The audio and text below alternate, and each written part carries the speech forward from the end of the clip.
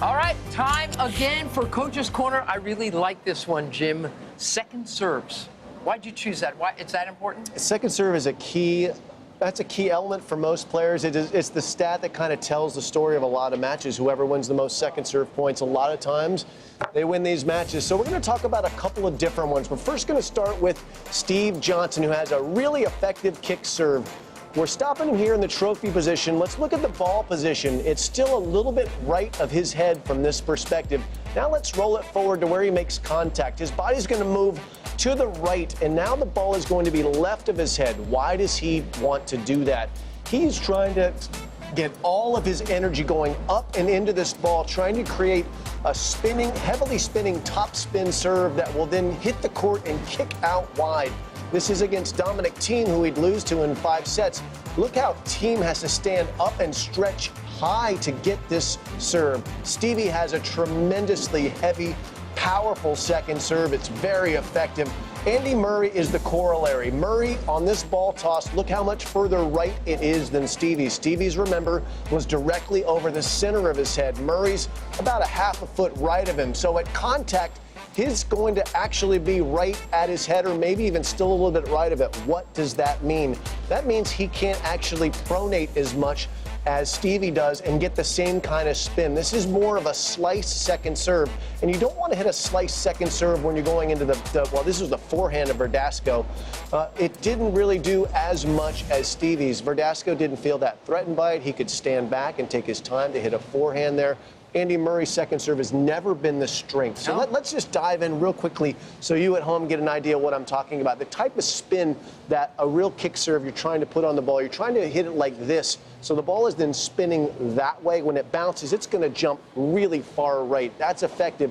If you're over here, you can only cut around the ball. The ball is now spinning this way, and there are a couple of things, Paul, that it impacts, and one of them is speed. Yeah, that's a great little video of what we saw, and luckily I have my smart glasses on today to figure all this out. Really, for you guys at home, think of it this way. The kick serve, you hit it from 7 o'clock to 1 o'clock on the ball. The slice serve that Jim's talking about is going 2 o'clock to 8 o'clock. The slice serve stays down, but by hitting 7 to 1, like Stevie Johnson does, 8 miles an hour or so faster than Andy Murray's serve, jumps up high and heavy, creates a lot of problems returning serve. So those are the guys that get the ball up high and keep it away from the players. So let's use Hawkeye to illustrate what this looks like from the server's standpoint. Here, the red dot, that's Andy Murray's. The blue is Steve Johnson's. And you can see that speed-wise, 97 miles an hour. That's an average second serve for Steve Johnson. That's 11 miles an hour faster than Andy Murray. And look at the contact height where they're hitting the shot. These guys are roughly the same size. They make contact at the same one.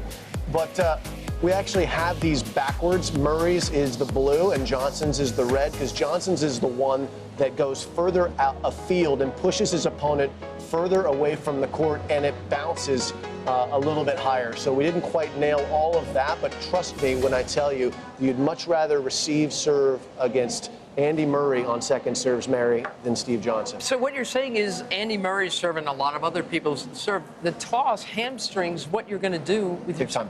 Big time. Big time, right? Big time. Well, I think Paul put it really great when he's using the clock as an analogy, which is a great one when we're trying to teach younger players where they should be thinking about. Another real key element, another thing that Johnson does much better than Murray because of his ball toss, is he uses his legs, because he's really thinking about hitting up on his serve. So the ball actually comes off of his racket at a different trajectory as well.